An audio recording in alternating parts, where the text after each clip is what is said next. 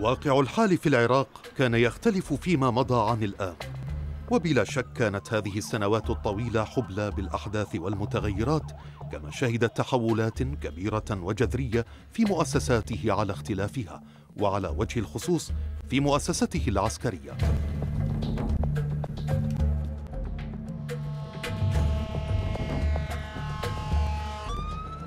فكل الإخفاقات والتداعيات التي أصابت الجيش والأمن نتجت بسبب إقحامهم في السياسة ضمن أجندات مختلفة، مما ساهم في انهيار وتشويه الآلية المؤسساتية العسكرية.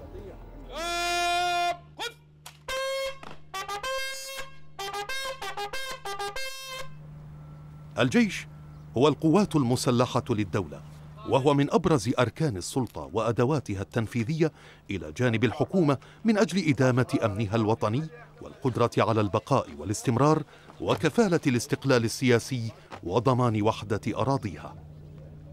لا يوجد دولة بالعالم بدون جيش، لأن الدولة يستمد قوتها من الجيش. دولة بدون جيش معنى شخص أو كائن بدون قوة، لا يستطيع أن يعمل شيء ويكون فريسة للآخرين. إبان استلام صدام حسين الحكم رسميا عام 1979 بانقلاب عسكري عمل على إضافة تشكيلات ومنظومات عسكرية وإدخال عناصر استخباراتية في المؤسسة العسكرية لغرض خدمة النظام. كما اقتصر الوضع آنذاك على أن أصحاب القرار والسلطة في الجيش هم من المقربين من الرئيس وأعضاء في حزب البعث لضمان استمرار الحكم والحاكم. بدأت بأن تطوير الحرس الجمهوري وحرس خاص طوارئ، فقام تمييز بين الجيش والحرس الجمهوري، هذا له امتيازات، هذا له روابط، هذا فشوف لك الروح الوطنية قام يفقد بالجيش.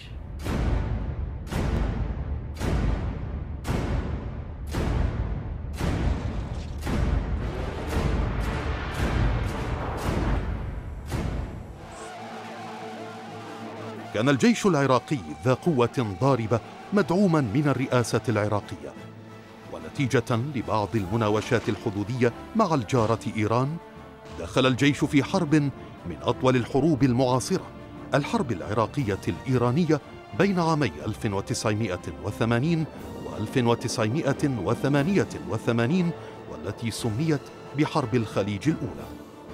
ورغم الدعم العربي والأجنبي بالمعدات والأسلحة، إلا أن هذه الحرب الطويلة أنهكت الجيش وخلفت آثاراً وتداعيات كبيرة رغم النصر المعلن.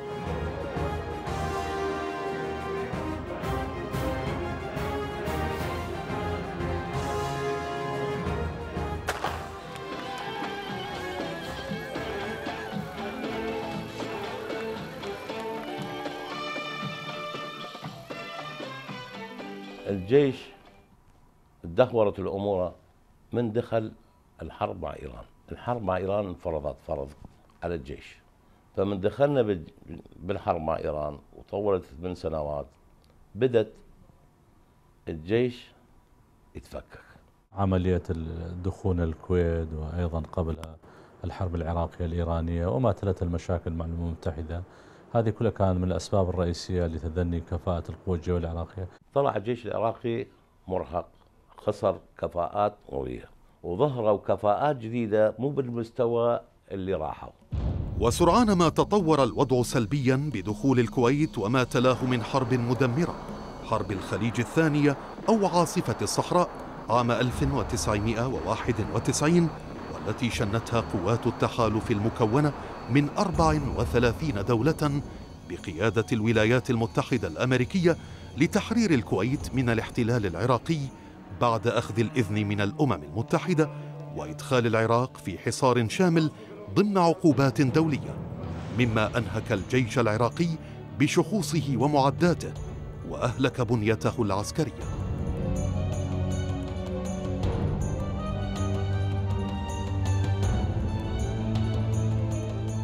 بالنسبة للجيش ما كان عنده علم نهائيا مسبق بدخول الكويت، ولكن ما متوقعين. احنا طالعين من حرب 8 سنوات وندخل حرب ويا الكويت او ويا غير الكويت، يعني احنا اعتبرناها بالاخير مؤامره على الجيش. فمن بقى الجيش احنا عرفنا مؤامره على الجيش، واشوف لك كثير من عناصر الجيش تركوا مواضعهم، بقتل قسم من المدافع بدون اشخاص، رشاشات ثقيله بدون اشخاص. ورا ما انسحبنا ايضا صار تصفيه الجيش، كل ضابط زين طلع، اما انعدم او انسجن او طلع ثقافات. جيشكم وشعبكم الان اقوى بكل الاعتبارات القدره والتاثير مما كان عليه في عام 91. الجيش بقى مثل بس اسم جيش، اسمه هيكل الجيش، بالاضافه الى سياسه التجويع اللي طبقوه تحت ستار الحصار، بس هو حصار حتى يطبقون سياسه التجويع على الجيش وعلى الشعب. انهار الجيش وحتى البلد. عام عمل في كل الميادين ومنها ميدان القوات المسلحه، وسيبقى ماثلا امامنا بما صنع من عز لقواتنا المسلحه في تهيئه مستلزمات ما يقتضيه. حرب الخليج الثالثة عام 2003 نقطة التحول التاريخية لمؤسسات العراق وشعبه، حيث سقط نظام البعث الحاكم، وفاجأ الجيش العراقي المنهك الجميع بتهاويه بين ليلة وضحاها صعودا إلى قمة الانهيار. وإنما إجراء القوى الجوية خلال عملية تحرير العراق عام 2003 كان مأساويا بسبب أخطاء النظام المقبول.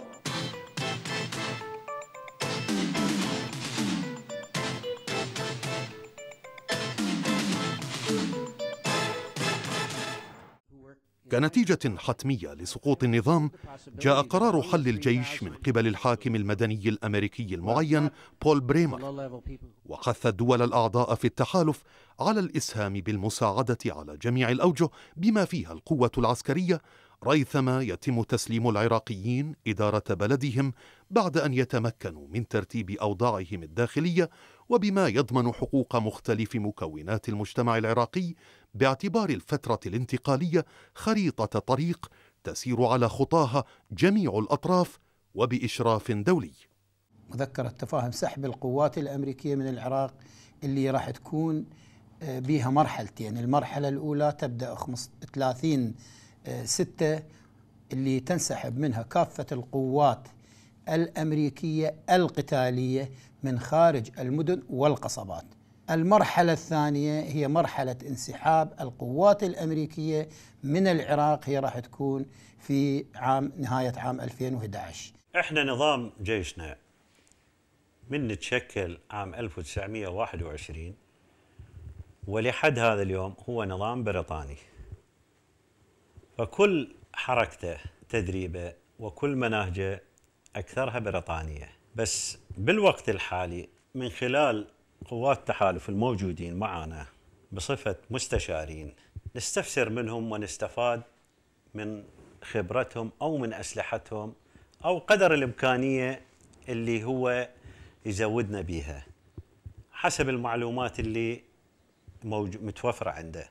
ممكن أنه نقدر ندخلها في مجال تدريبنا أو في مجال عملنا. لم يأتي قرار حل الجيش نتيجة لعملية انهيار السلطة فقط، وإنما كضرورة تقتضيها قواعد وأسس بناء العراق الحديث، الذي سوف يكون الجيش فيه مؤسسة عسكرية مستقلة بعيدة عن البرامج والأجندات السياسية، وأن لا يكون الجيش مشروع الاستحواذ والاستملاك على السلطة. ومع ذلك تمت دعوة جميع الضباط القدامى الراغبين في العودة بعد قرار إعادة تشكيل الجيش، باستثناء الرتب الكبيرة، بإحالتهم إلى التقاعد. الجيش السابق هو أساس الجيش الحالي، ولولا القدماء ما رجع هذا الجيش الجديد. وأني واحد من الجيش السابق، بس ما رجعنا عندنا ولاء للسابق أو ولاء لأي شخص بالحالي، ولاءنا فقط هو للوطن وللشعب. 70% من الجيش الحالي هو امتداد للجيش القديم، القسم الآخر اللي لا يصلح للخدمة وعمره كبير يحال على التقاعد، وقسم من عندهم أيضا يوصلون إلى حد معين من الترقية توقف ترقيته بعد أن أعيد ترتيب الجيش مرة ثانية بعد قانون برايمر اللي صار موجب حل الجيش العراقي. شكلوا الجيش كله خطأ على خطأ في خطأ، لو ما مشكلين ويا أحسن، بنوها من الأسفل إلى الأعلى عكسي، بالإضافة إلى دخلت المحاصصة الطائفية والحزبية والهذا، وشكلوا عدة قوات أمنية. تشوف لك قيادة كل واحد بكيفه فقدت السيطرة، فالفوضى يوم عن يوم قامت تزيد إلى أن وصلت إلى القتل بالهوية. الواقع يؤكد عدم اكتمال البنية المؤسساتية العسكرية في معالجة ما يعانيه العراقيون من مرارة عدم الاستقرار واضطراب الوضع الأمني ووطأة الصراع الذي يشهده الشارع العراقي مترافقا مع ظهور عناصر الميليشيات والمجموعات الإرهابية. الظرف الحالي يتطلب أنه الجيش يكلف بواجبات داخلية، لأن المعركة مو معركة حدود، المعركة معركة داخلية داخل الوطن وداخل البلد. بالداخل هذا واجبات الشرطة اللي موجودين وعناصر الأمن، فيما إذا احتاجوا جيش، وهذا نادر يعني لازم ينزل الجيش بوقت مرحلية، يعني أيام ما يطول. الشرطة أو الداخلية تنبني بناء صحيح وتجهز تجهيز صحيح، بعدها ينتقل الجيش من مرحلة الداخل إلى مرحلة الخارج. حتى بات العراق يئن بأهله لكثرة الطعنات، فكانت ولادة مجالس الصحوة في منطقة الدورة من قبل العشائر في تلك المرحلة نتيجة الفراغ الأمني الموجود في المنطقة، ليكون الاستقرار حلماً يراود مخيلة كل العراقيين داخل الوطن وخارجه. فكرتنا كانت بصراحة هي من 29/5/2005 كانت بداية انتبهنا ما يهدف لهذا المشروع التكفيري، هو ضرب المعتقدات، ضرب الإسلام، تشويه صورة المسلمين، هدم الثوابت والقيم العشائرية في هذه المحافظة. أن هذه المجاميع بدأت تشعل نار الفتنة بين العراقيين، وهم يقولون علنا نحن ندعو إلى الحرب الطائفية، نحن نريد حربا طائفية، ويتباكون على الحرب الطائفية. بصراحة كان تصرفات القوات الأمريكية في ذاك الوقت ضد أبناء العشائر، ضد المنطقة الغربية بصورة عامة، لأنه كانت منطقة سنية بحتة. استغل تنظيم القاعدة هذا الظرف فطب وقدر ينشط بصراحة، وسقطت الأنبار مثل ما تعرفون سنتين هي بيد احتلال القاعدة. فليس أمامنا أي خيار، إما أن نترك المجال لتنظيمة القاعدة وما يسمى بالدولة الإسلامية لتفتك بالعراقيين وتقتل قتلا لم يحدث له في التاريخ مثيلا، وإما أن نقف في وجوههم وأن نتوكل على الله ونعمل صحوة. ولادة مجالس الصحوة كانت ولادة قيصرية رغم محاولات بعض الساسة إجهاضها لصالحهم الخاص والأهداف السامية المعلنة على الملأ من قبل مجالس الصحوة، ورغبتهم في ردم الفجوة الأمنية المستغلة من قبل الميليشيات والتنظيمات. بصراحة انتبهوا أبناء العشائر في هذه المنطقة، ما ظل شيء بعد قدامهم غير مقاتلة هذه الملة، قتل بدون رحمة. يعني وصل بينا الحال أن موتانا ما نقدر ندفنهم إلا في حدائق بيوتنا. لم نأتي لنسفك الدماء، لم نأتي لنزيد العراقيين بؤسا فوق بؤسهم، نحن جئنا لنوقف نزيف الدم، ولذلك قلت لهم أنتم لستم قضاة وجلادين في آن واحد، أنتم عليكم تلقون القبض عليه وتسلموه إلى الجهات الأخرى التي تحقق معه. فهذه صحوات لها دور معين وزمن محدد تؤدي ما عليها، ولكن لا نريد أن تبقى هكذا بدون، نريد أن تندمج في الجيش والشرطة لتكون جزءا من الكيان العسكري. بعض السياسيين اللي طلع وتكلم علينا وقال هذه الصحوة خطرة أو ما يصير تخرج عن السيطرة أو ما يصير تصير قوة ثالثة هذا كلام سياسي تافه. هذا عجز أن يحمي نفسه. The groups that have formed become neighborhood watches. The concerned local citizens have done so because they have chosen to make a difference in their neighborhoods. They're tired of the violence, they're tired of the corruption, they're tired of the hatred. And to the degree that they have now aligned with our efforts, our goals, and those goals of the Iraqi government. بصراحة كان هناك تدخل من الأمريكان ما يسمحون أن نطاردهم، تدخلوا بكثير من الأمور. احنا حسبناها بصراحة أنه هذا توقيت، الأمريكان يحسبون إلى توقيت حتى يخلون العالم تتدخل. لأن طيلة هالسنتين هذه لا هم تحركوا ولا خلونا نتحرك. احنا عراقيين، قاعدة ما نقبل، حربنا قائمة ضد القاعدة والميليشيات بجميع أنواعها. تجاوز الجيش العراقي المراحل الماضية وبدأ بتكوين مرحلة جديدة من أجل تحسين مستوى فيالق الجيش باختيار أفرادها من ذوي المؤهلات لتكون قوات أكثر مهنية وقوة وذات مقدرة على إنجاز المهمات المنوطة بها. فالجيش الحالي يبنى على أسس عصرية وتجهيزات عالمية حديثة وبتدريب عالي المستوى. الجيش السابق كانت الإمكانية محدودة. يعني أضرب لك مثل، ما يخص التجهيزات وما يخص السلاح وما يخص الآليات وما يخص الشؤون الإدارية، هاي سابقا بالجيش السابق كانت محدودة. حاليا لا، تشوف أنه تجهيزات تقريبا مناسبة جدا. هسه الضباط لا عندهم إمكانية تطوير باللغة، تطوير بالإمكانيات، تطوير بكثير من المشاركات في كثير من التمارين داخل وخارج العراق.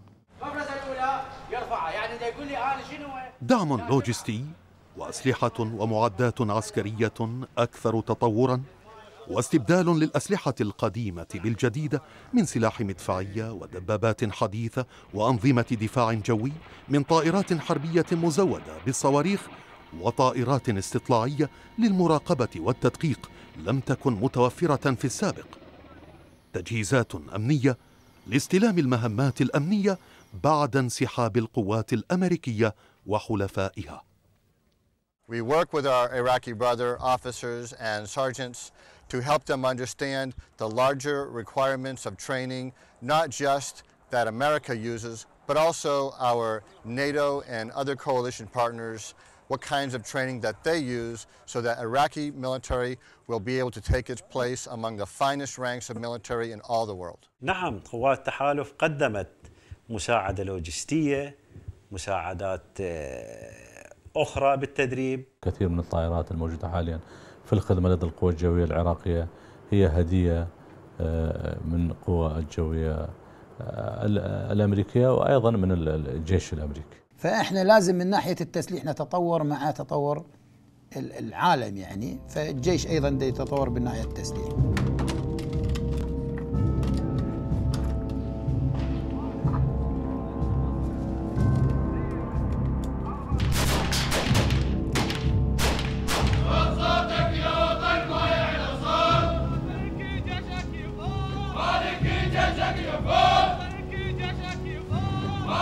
من ناحية التدريب لدينا مراكز تدريب نظامية معدة على أحدث الطرق، لأن بنيت تحت إشراف كثير من الدول اللي شاركت في عملية بناء العراق وبناء الجيش.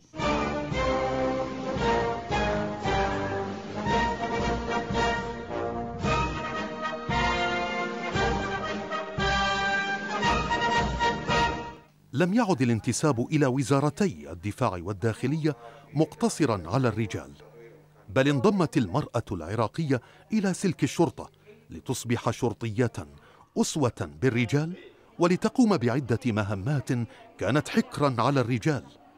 ولا شك أن الظروف الأمنية المعقدة في العراق فرضت حاجات جديدة ومعالجات استثنائية في مجال الاحتراز الأمني، لا سيما بعد استخدام الإرهاب للنساء في تنفيذ العمليات الانتحارية كمفخخات بشرية يفجرن أنفسهن في الأسواق والأماكن المكتظة.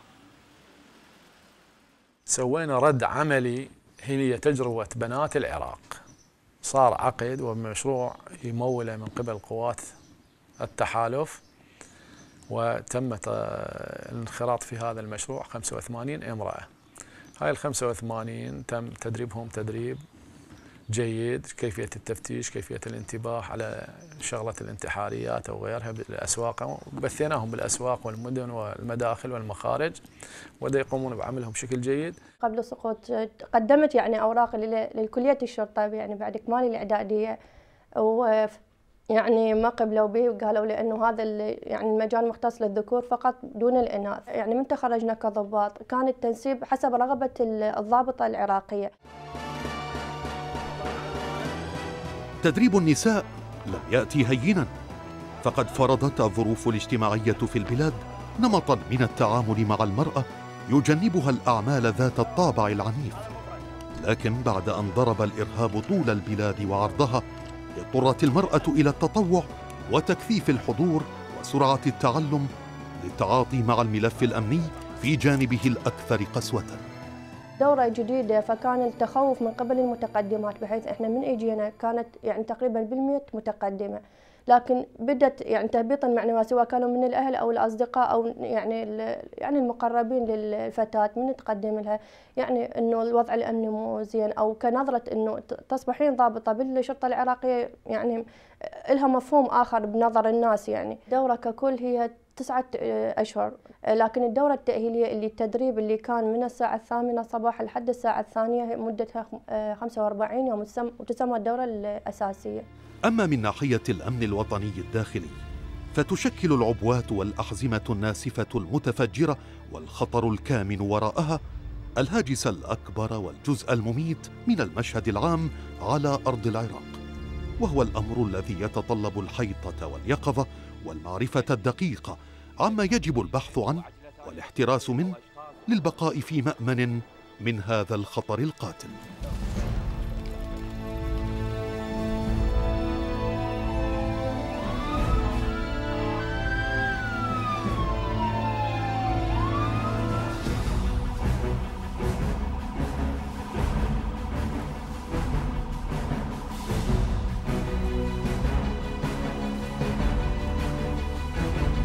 سعيا لتعزيز هذه القدرات، تم تزويد الأمن العراقي ومكافحة المتفجرات بمنظومات تصوير وكشف للمتفجرات بتقنيات عالية، بالإضافة إلى التدريب المكثف للتعرف إلى العبوات الناسفة وكيفية التعامل معها. كما تمت إعادة استحداث قسم الكلاب البوليسية لاستخدامها في تحديد أماكن المواد المتفجرة، مما يترك قاعدة من المعرفة والمعلومات لدى الأمن العراقي ليرتكزوا عليها بعد إخلاء القوات الأجنبية من البلاد. استخدمنا هذا الجهاز اللي تم تصنيعه في بريطانيا، جهاز كشف المتفجرات عن بعد. هذا لا يقبل الخطأ. هم ذبوها على شركة بريطانية، هذا تهرب من المسؤولية. المفروض اللي جابهم هم يتحملون مسؤولية قانونية وخيانة للبلد، ولكن ماكو قانون. يحشون بالقانون بس أين القانون؟ وين القانون؟ هاي يدخل بها لجان فنية ويجربوها، مو هيجي يجيبون عبطا. كما تم تزويد أقسام مكافحة الإرهاب بأجهزة ربط وتصوير متكاملة تعتمد بالكامل على التكنولوجيا العالية، ليكون العراق من الدول السباقة بين دول العالم إلى امتلاك هكذا منظومة متطورة. هاي التكنولوجيا موجودة بس مسيطرة عليه الجيش الأمريكي.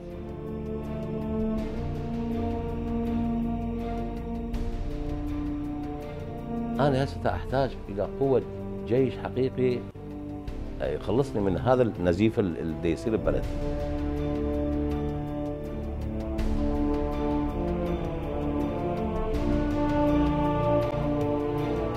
مرت السنوات ثقيلة قاتمة محملة بالجرح والنزف، ولكن الشعب يخلق الحياة ولا ينصاع للغة الظلم والإرهاب. غيض من فيض في بناء العراق الجديد. الأمن الوطني والقوات المسلحة ليس أداة السياسة في تحقيق مآربها وخططها، وهما فوق الميول السياسية والاتجاهات الحزبية والتيارات الفكرية التي من الممكن استغلالها في ظروف لا تخدم العمل الوطني. المؤسسة العسكرية الرصينة تبنى على أساس الوطنية ولا شيء سواه.